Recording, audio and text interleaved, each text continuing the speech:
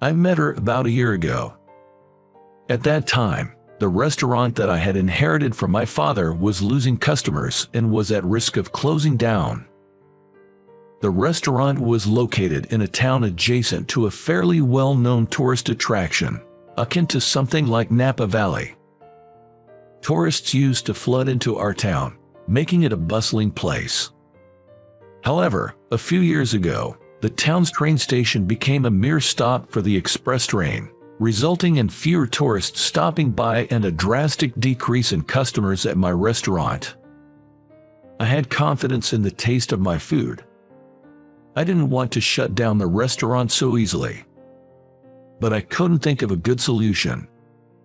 In order to clear my head, I decided to refresh myself by spending a night at a hotel with hot springs in the neighboring town of Sonoma, a place that also held connections to my father.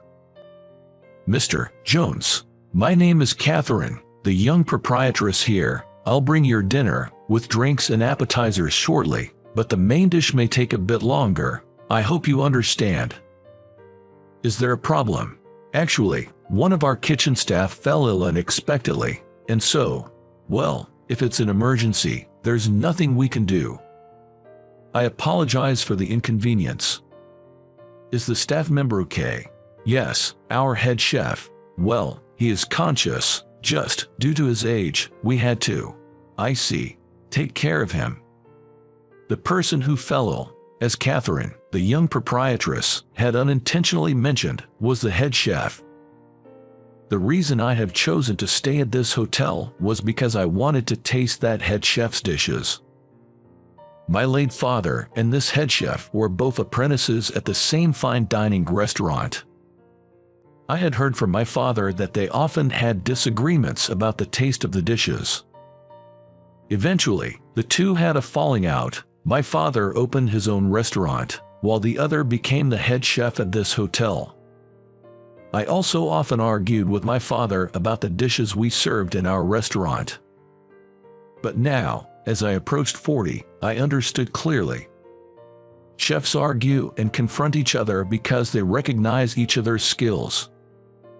The stubbornness and pride of a chef can lead to such conflicts.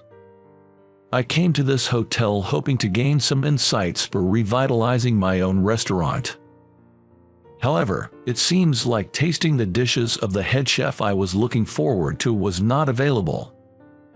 I hope my old man isn't interfering because he doesn't like the idea of me using this place as a reference. Well, even though they had a falling out, my father wouldn't meddle from beyond the grave with the chef. "I apologize for the inconvenience. We will reduce your accommodation fee by 10% as a slight compensation." A 10% discount? You kidding me? The next morning, when I went to the front desk to check out, Catherine was being bombarded by complaints from other guests. It was undoubtedly because of last night's dinner. "Cut it out, will you? What's your problem? You ate all your dinner, right?" "I ate it." "Then, it's all good." I glared at the guest. The guest seemed a bit taken aback and started whining. "I ate it, but it was so late that my entire schedule got messed up." "Were you planning to go somewhere nice?" "It's none of your business. It was an emergency. Understand that. But, get it." Seeing me get stern, the complainer seemed to have given up. Feeling a bit smug, I gave a snort and a smirk at Catherine, who was bowing her head in thanks. In the end, I returned home without finding even a hint to revamp my restaurant. I had no choice but to continue my modest business, catering to a few regular customers. One day, a seemingly 70-year-old man walked into our restaurant.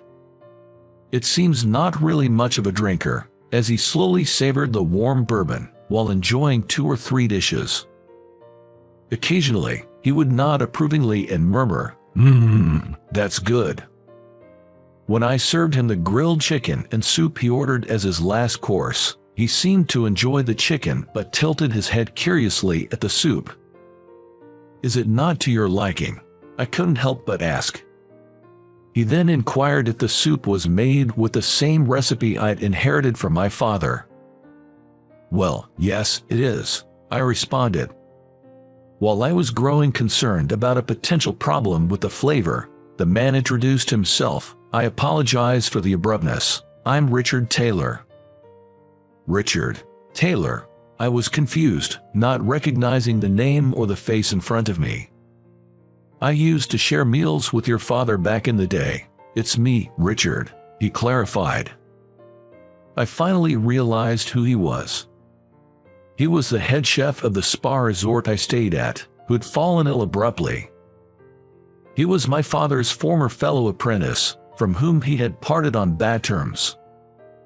"I am deeply sorry for my sudden illness when you visited us," he apologized. "How's your health now?" "I'm fine now, as you can see," Richard responded, blushing a bit as he ran his hand through his trimmed hair. "Did you come by chance? I heard it from the young proprietress, you know." She had told him about the man who had placated a disgruntled customer the morning after the head chef had collapsed. Young proprietress checked the guest book and informed Richard that it was a certain Noah Jones. "Ah, so you're the son of that Jones, and so, tonight, he had come all this way to thank me." That reminded me that my father and Richard had parted ways over their differing cooking styles. When I asked Richard about it, he replied, "That is true, but we respected each other's skills as chefs. It was just a matter of different directions. My father always aimed to complement alcohol, so he pursued flavors that matched well with drinks. Richard, on the other hand, not being a big drinker himself, sought after flavors that appealed to everyone. That's why we went our separate ways." Though my father and Richard rarely met, they stayed in touch, he said. "You know, I briefly met you at your father's funeral," Richard added. "Oh, I see. My apologies for not remembering," I replied. "It's been 5 years already. Yes, time flies." As I responded, Richard looked off into the distance. I was curious about Richard's reaction when he tasted the soup earlier. "About the soup?" "Oh, it was delicious, but it felt different from your father's flavor." So, I remade the soup and offered it to Richard. After he took a sip, he said, "It feels similar, but does it lack something? Well, how should I put it? It's a more refined taste." "Richard, weren't you usually serve my father's soup after a heavy night of drinking?" "Yes, that's right. Back in our apprentice dormitory, your father and I used to drink together a lot. I'm not a heavy drinker, so I would get drunk quite quickly. Then, your father would say, 'Here, have this as the last drink.' It was so delicious. Even when I tried to recreate it by brewing the broth in my way, I couldn't. I asked your father if there was a secret ingredient, and he would say, 'The secret ingredient is love,' keeping it a mystery." The secret was quite simple. My father's dishes were generally strong and flavorful to pair well with alcohol. However, he made his final course soup light. The method was straightforward and nothing special. Simply, he added 1 cup of hot water to 3 cups of regular soup stock to dilute it. After heavy drinking, that was just right and healthy, according to my father's philosophy. "I see. After you had a fair bit to drink. Saying the secret ingredient is love wasn't entirely off, was it?" Richard took a sip of the soup I'd made from scratch, thinned with hot water. "It seems I haven't had enough to drink tonight. Is it, perhaps, a bit bland for your taste?" "Yes." Richard and I burst out laughing. Then we spent some time reminiscing about my old man. Towards the end, Richard got serious. "Sorry to ask, but did you lose customers after the termination of the express train stops at the station?" "Well, yeah, I guess so. Has it affected your business?" "It's been barely making ends meet recently." "Why don't you come work with me after I retire?" "After you, Richard, you mean at your hotel?" Richard explained that he's getting old and thinking about retiring soon. The staff he currently has are excellent chefs, but something is missing, it seems. Everyone's too obedient. They lack the spirit. We don't have anyone with the backbone your father had. I wonder if you'd be a good fit. I wasn't sure if I had as much spirit as my old man did. Plus, it wouldn't be fair to the sheiks who've been there from the start if I just walked in. I'm honored by your offer, but I can't give up on this place. It's my dad's legacy. I'm not ready to let go yet. When I said this, Richard seemed to understand and nodded several times. You're right. I was too hasty. After all, you're the son of that great man. And then, leaving me an invitation to visit his kitchen if I ever change my mind, he left a complimentary voucher for his hotel before departing. About 3 months had passed since Richard started visiting my diner. My business was on the verge of collapse. Maybe I should go and check out Richard's hotel. I wasn't ready to close the doors on my diner just yet, but I knew I needed to do something if I wanted to move forward. Mr. Jones, we've been expecting you.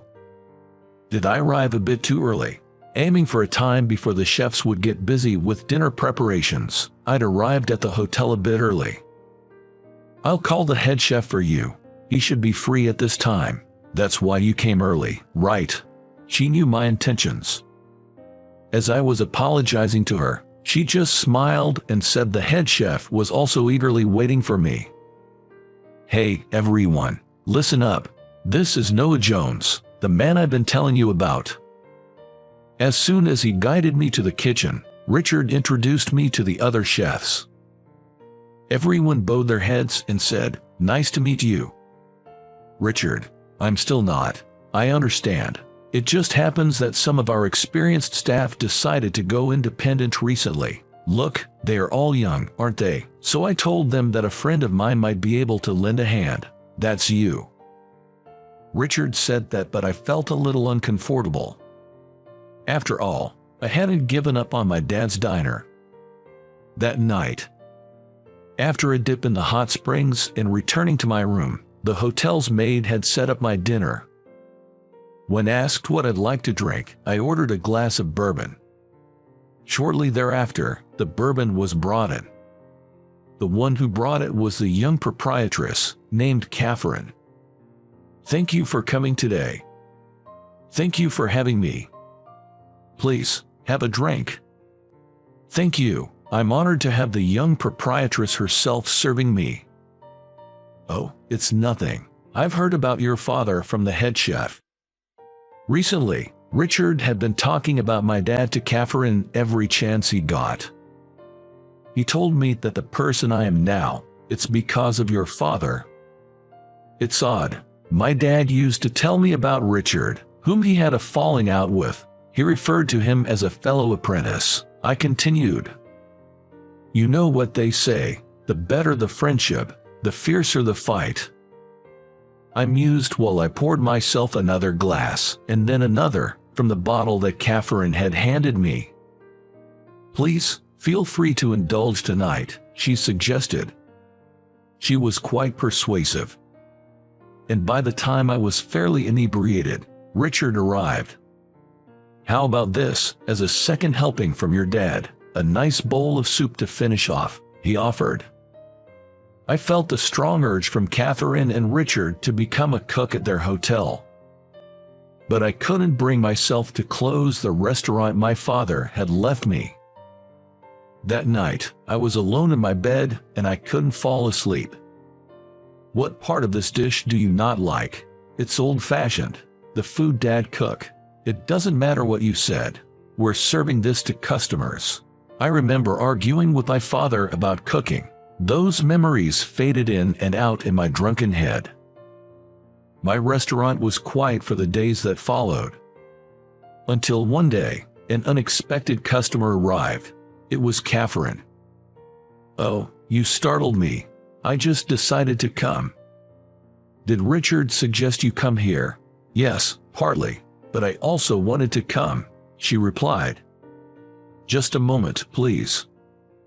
I said to Catherine and pulled in the shop curtain that was hanging outside. "Sorry, but we're closed for today." "Because of me?" Catherine asked, looking a bit apologetic.